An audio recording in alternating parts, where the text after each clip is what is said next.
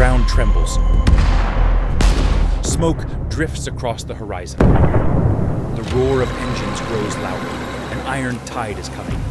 Russian tanks push forward in formation, steel predators advancing through the haze. Behind them, armored carriers rumble, packed with infantry, ready to break the Ukrainian lines that have resisted for weeks.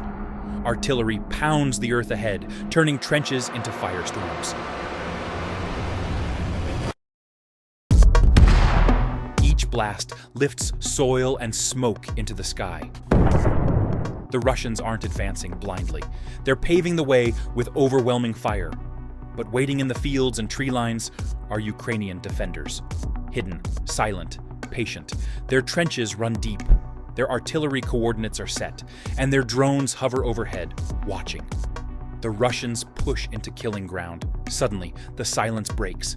A lone anti-tank missile streaks from cover. It slams into the lead tank, an eruption of fire and shrapnel. The column halts in confusion. Then, the battlefield explodes with life. Ukrainian artillery opens up, howitzers and rocket launchers raining steel on the advancing armor. Drones dive from the sky, guiding shells with pinpoint accuracy. Russian tanks return fire, their cannons pounding defensive lines. The air fills with deafening chaos. The crack of tank guns, the whine of incoming rockets, the roar of detonations. Dirt and flame consume the battlefield. Russian infantry dismount and rush forward, seeking cover in ditches and ruined buildings. Ukrainian machine guns cut them down, tracers ripping through the smoke. Snipers pick off officers, disrupting the advance. But the Russians keep pressing, their armored weight grinding forward. One tank powers through the burning wreckage of its comrades, cannon blasting. It reaches within 300 meters of the trenches. Ukrainian soldiers scramble, reloading javelins and NLAWS, waiting for a clean shot. The missile streaks, direct hit. The tank erupts, turret launching skyward in a fireball. The men in the trench cheer, then quickly silence themselves. The fight is far from over. The battlefront becomes a storm. Ukrainian mortars rain down on troop clusters. Drones circle like vultures, dropping grenades straight into open hatches of tanks. Russian artillery responds with brutal barrages, flattening tree lines and trenches in a rolling wall of fire. Every meter is paid for in blood. The Russians adapt. Engineers rush forward under covering fire, clearing mines with charges. Vehicles push through the gaps, infantry shielding behind them. But each time they advance, Ukrainian defenses erupt again, shredding the assault with precision fire. The first Russian wave begins to falter. Burning vehicles dot the fields. Craters mark where artillery struck. Yet more tanks continue to roll forward from the haze, determined to crush the defense. As night approaches, the battlefield smolders. Neither side has broken. Both have bled. The first clash has ended. But the war for this line has only just begun. Artillery duels and drone warfare. The battlefield has quieted for only a moment. Smoke drifts over blackened fields. The wrecks of tanks burning like torches in the dusk. But both armies are preparing for the next phase. Artillery. The Russians unleash first. Shells whistle through the sky, hammering Ukrainian positions with relentless precision. Trenches collapse, trees shatter, the ground itself shakes under the bombardment. Entire defensive lines vanish beneath rolling waves of fire, but the Ukrainians are not blind. High above, drones track every muzzle flash, every moving vehicle. Within minutes, counter-battery fire answers. Ukrainian howitzers thunder back, their shells guided by coordinates, relayed in real time. A deadly duel begins. Russian artillery crews work furiously, trying to shift positions before return fire finds them, but drones hover overhead, invisible and patient. A single thermal signature gives them away. Seconds later, Ukrainian rockets tear their guns apart. The sky buzzes with machines. Recon drones orbit at high altitude, feeding intelligence to command centers. Smaller quadcopters weave through smoke, stalking targets.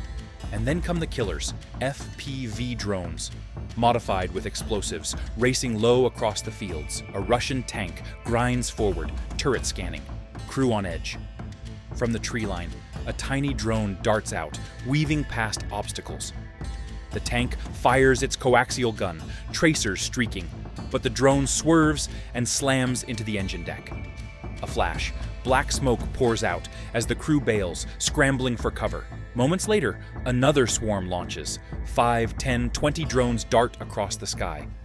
Russian soldiers fire wildly, trying to shoot them down, but it's hopeless. Drones dive into trucks, dugouts, even open hatches, turning cover into coffins. The battlefield is no longer just tanks and men. It is a chessboard of electronics, satellites, and operators miles away, guiding invisible killers. The Russians adapt. They unleash electronic warfare systems, jamming GPS signals, disrupting drone feeds. Ukrainian operators curse as their screens freeze, their drones falling from the sky like stones. For a moment, the skies go quiet, but the Ukrainians counter yet again. They switch frequencies, launch drones pre-programmed to fly without GPS, striking targets even through the interference. Some drones operate like kamikazes, others hover patiently until jammers shut off, then resume the hunt. Meanwhile, artillery continues its merciless rhythm. A single mistake, a plume of dust, the wrong flash, means instant destruction. Both sides shift constantly, guns mounted on trucks, and moved every few shots. Still, losses mount. In the chaos, infantry suffers most. Russian soldiers huddle in shell holes, their commanders screaming orders drowned by thunder. Ukrainian defenders crouch in trenches, dirt raining on their helmets, waiting for the storm to pass so they can return fire. The duels stretch for hours. Day turns to dusk, dusk to night, and still the guns roar. Neither side yields. But amid the destruction, a pattern emerges. The Russians, with their massed firepower, grind forward in brute force. The Ukrainians, with drones and precision strikes, bleed them with surgical cuts. It is not just a fight for land. It is a contest between old war and new. And as the night deepens, both sides prepare for the next gamble. The flanking strike that could change everything. The flanking strike. By nightfall, the battlefield is a graveyard of burning armor and shattered earth. Both sides have taken heavy losses, yet neither has broken. The Russians continue to push forward, confident their numbers will overwhelm. But the Ukrainians have been waiting for this moment. While the Russians pound the front lines, Ukrainian commanders prepare a flanking strike. Mobile units, light infantry with anti-tank weapons, backed by drones and artillery, slip into concealed positions on the enemy's exposed side. The trap is set. As another Russian assault wave advances, the Ukrainians spring the ambush. From hidden tree lines, missiles streak across the fields, ripping into the columns from the flank. Tanks explode in succession, their armor no match for precision fire from multiple angles. Artillery follows. Shells rain down on the rear of the assault, cutting off reinforcements. Drone swarms join in, hunting down stragglers and striking supply trucks. Chaos erupts as Russian forces find themselves under fire from the side as well as the front. One Russian commander tries to pivot, ordering his armor to swing toward the ambush. But the ground is mined. A lead vehicle hits an anti-tank mine, detonating in a blast that halts the entire maneuver. Immobilized tanks are sitting targets. Ukrainian infantry charges. Small teams dart between craters, firing NLAWS and RPGs at close range. Explosions light up the night, each one cutting deeper into the armored column. Machine guns rake enemy infantry as they scramble for cover. The Russians answer with fury. Artillery units turn their barrels toward the tree line, hammering suspected Ukrainian positions. Shells obliterate forests, sending trees crashing down in flames. Infantry rushes to clear trenches, firing volleys into the darkness. But the Ukrainians are mobile. They strike, withdraw, and strike again. Drones guide their fire with ruthless accuracy, marking targets for artillery that lands within meters. Russian convoys burn in the distance, columns of smoke rising like black pillars. For the first time, the Russian advance begins to stall. Units that were charging forward now fight for survival. Tank crews reverse at full speed, desperate to escape the kill zone. Still, the Russians are not broken. They regroup under heavy fire, bringing in reinforcements to stabilize the flank. Fresh armored units grind forward, guns blazing, trying to push the ambushers back. The battlefield devolves into chaos, close combat among burning wrecks, drones buzzing overhead, artillery crashing all around. Each side throws everything they have into the fight. The Ukrainians know they cannot annihilate the assault outright, but their goal is not total destruction. It is to bleed the Russians, to stall them, to force them into exhaustion. And on this night, the ambush works. By dawn, the fields are littered with smoking armor, the advance slowed to a crawl. The Russians still hold ground, but at a staggering cost. And as the sun rises, both sides prepare for the most brutal phase yet. The battle in the darkness, where technology and raw survival collide. Night of fire. Night falls. The battlefield disappears beneath smoke, fire, and the glow of distant flares. The wreckage of tanks burns like torches across the fields, casting twisted shadows on the ruined earth. Both armies are battered, but neither has yielded. The next assault will decide everything. The Russians prepare their push under cover of darkness. Fresh armored units roll forward, engines growling. Infantry advances in waves, night vision goggles glowing green as they creep toward Ukrainian positions. Overhead, flares hiss into the sky, bathing the battlefield in ghostly light. The Ukrainians brace themselves. Trenches are reinforced, weapons reloaded, drones launched for the night hunt. Operators stare into glowing screens, guiding quadcopters through the dark like predators searching for prey. The clash begins with artillery.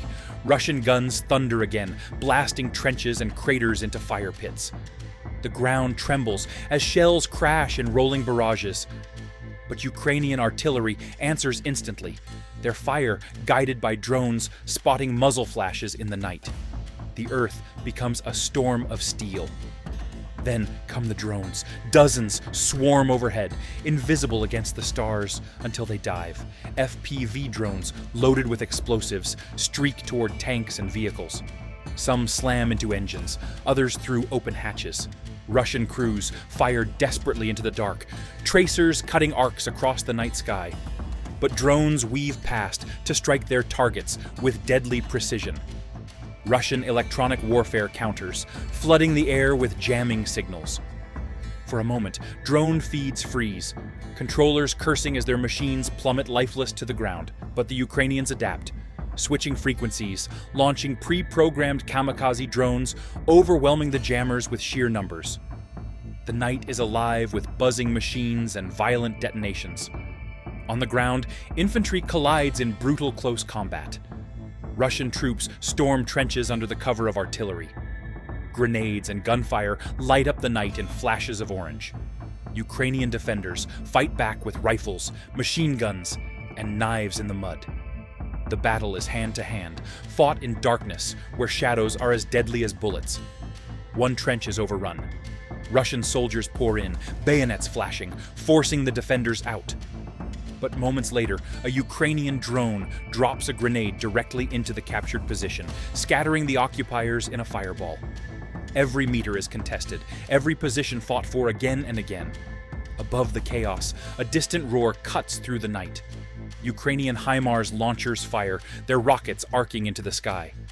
Seconds later, explosions tear through Russian rear positions, command posts, supply dumps, and artillery batteries vanish in firestorms. The ground shakes as secondary explosions ripple across the horizon. The Russians press harder, desperate to break through before their rear collapses. Tanks roll forward into the smoke, their cannons firing blindly at flashes in the dark. Ukrainian teams crouch in foxholes, waiting for the moment to strike. A javelin whooshes into the sky, slamming into a tank's turret. Another is taken out by a mine, detonating in a shower of fire. The advance slows once again, but the cost is horrific. Both sides leave bodies scattered in the mud. Medics crawl through fire to drag the wounded back. Drones illuminate the battlefield with infrared, guiding rescue teams as much as they guide death. Hours pass. The night, a blur of fire, steel, and screams. Finally, as dawn approaches, the Russian offensive begins to falter. Their armor is crippled, their infantry exhausted, their supply lines shattered by precision strikes. The Ukrainians, though bloodied, hold the line. When the sun rises, the battlefield is a vision of hell. Hundreds of vehicles lie in ruin. Smoke curls from endless craters. The air reeks of burning fuel and cordite. Soldiers, living and dead, are scattered across the fields that yesterday were quiet farmland. The night of fire has ended. Neither side has claimed absolute victory. But one truth is clear: the Ukrainian line still stands. Aftermath of the storm. When the guns finally fall silent, a strange stillness spreads across the battlefield. Smoke drifts lazily from the wrecks of tanks, some still burning, others blackened husks. Craters scar the earth in every direction. What was once farmland is now a graveyard of machines and men. Ukrainian soldiers emerge from their trenches, faces streaked with soot and exhaustion. Medics rush to the wounded, dragging them through mud and debris. Drones still circle overhead, scanning for stragglers, but the fight is done. For now. The Russians withdraw what remains of their battered assault. Hundreds of vehicles lie destroyed across the fields, many abandoned in panic. Their infantry has suffered heavily, their artillery lines shattered by precision strikes. What was meant to be a breakthrough has become a blood-soaked stalemate. For the Ukrainians, it is a costly triumph. They have held the line, but at a terrible price. Trenches are filled with the dead. Supplies are low, soldiers weary. Yet morale holds. They have proven, once again, that even against overwhelming numbers, they can stand. The battlefield tells the story better than any report. Burnt-out tanks testify to the power of modern anti-armor weapons. Cratered fields show the brutality of artillery duels. And scattered drone wreckage, lying beside twisted steel, marks the dawn of a new era of war, one fought as much by machines as by men. Commanders study the lessons. The Russians relied on brute force, massing armor and artillery in the old doctrine of overwhelming firepower. The Ukrainians relied on flexibility, precision, and technology, drones, rapid strikes, mobility. The clash has shown which approach is better suited to the battlefields of the 21st century. For the soldiers who fought, the lessons are more personal. They remember the sounds, the endless shelling, the buzzing of drones, the cries of the wounded. They remember the faces of comrades who will not return. And they know that while this battle is over, the war is far from done. As dawn breaks fully, the survivors look out across the smoking fields. Victory is not measured in territory gained or lost, but in survival itself. Ukraine still holds the line. The cost has been immense, but the defense endures. And somewhere beyond the horizon, new offensives are already being planned. The war continues.